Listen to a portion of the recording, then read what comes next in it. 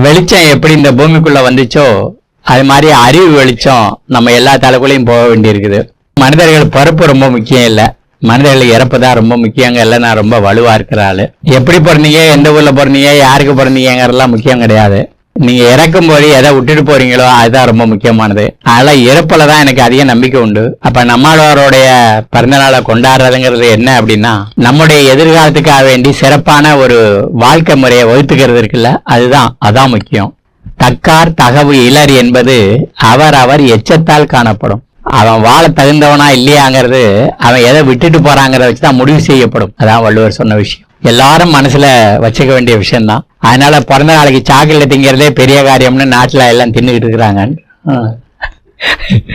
அதனால பிறப்புங்கிறது முக்கியம் இல்ல, எப்ப பிறப்புன்னு ஒண்ணு வந்துருச்சோ அப்பயே இறப்பு அதுக்குள்ள அடக்கமாவே இருக்குது. அப்படி பிறப்புக்கும் இறப்புக்கும் நடுவுல இருக்கிற அந்த போராட்டத்தை தான் வாழ்க்கைன்னு சொல்றோம்.